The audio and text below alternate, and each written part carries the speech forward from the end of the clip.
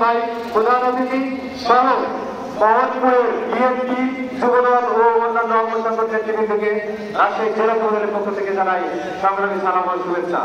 বন্ধুগণ, ভালো আছেন? ভালো নাই, জয় দিয়েছে গায়ের ভাষায় বলছে ফিরে উঠতে পারি আমরা 15 বছর ধরে আন্দোলন সংগ্রাম করেছি। সেই সংগ্রামের ফল এই সরকারের পতন জানিয়ে গেছে।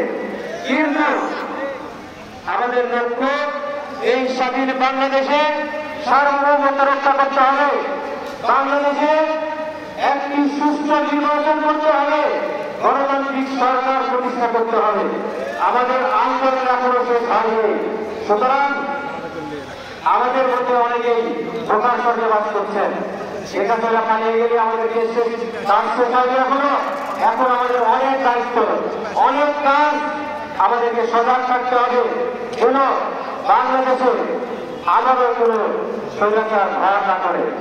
সুতরাং আমাদের সকলের নৈতিক দায়িত্ব সবার নিজ নিজ জায়গা থেকে বাংলাদেশের যতদিন গণতান্ত্রিক উপায়ে বাংলাদেশের মানুষের ভোট ও ভাগের অধিকার প্রতিষ্ঠিত না হবে, বাংলাদেশের গণতান্ত্রিক সরকার প্রতিষ্ঠিত না হবে, ততদিন আমাদেরকে দেশকে রক্ষা করার জন্য পাহাড় দিতে হবে।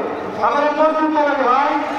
সবাই আমরা সকলে চাই বাংলাদেশ একটি সুন্দর সার্বভৌমত্ব নিয়ে এক স্বাধীন বাংলাদেশ, সফল বাংলাদেশ তৈরি হবে। এখানে আমরা আজকের এই সমাবেশ থেকে মনে করব সকল প্রকার ভেদাভেদ ভুলে, সকল প্রকার নিজেদের মধ্যে দ্বন্দ্ব ভুলে জাতীয়তাবাদী শক্তি এক হয়ে আমরা যে আন্দোলনের শপথ নিয়েছি সেই শপথ থেকে কাজে সামনে রেখে বাংলাদেশে গণতান্ত্রিক একটি নির্বাচন হবে এবং গণতান্ত্রিক সরকার প্রতিষ্ঠিত হবে। বাংলাদেশে যদি সত্যিকারের নির্বাচন হয়, সুস্থ নির্বাচন হয়, তাহলে ইনশাল্লাহ কার্যক্রমের নেতৃত্বে বাংলাদেশ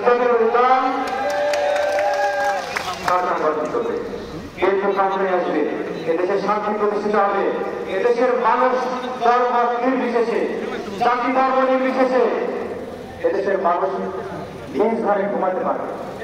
সকলকেই আমি সেই পর্যন্ত মাঠে থাকার আহ্বান জানিয়ে আমি আমার বক্তব্য শেষ করছি। আসসালামু আলাইকুম রহমতুল্লাহ। বাংলাদেশ জিন্দাবাদ, বাংলাদেশ জাতীয়তাবাদী দল জিন্দাবাদ।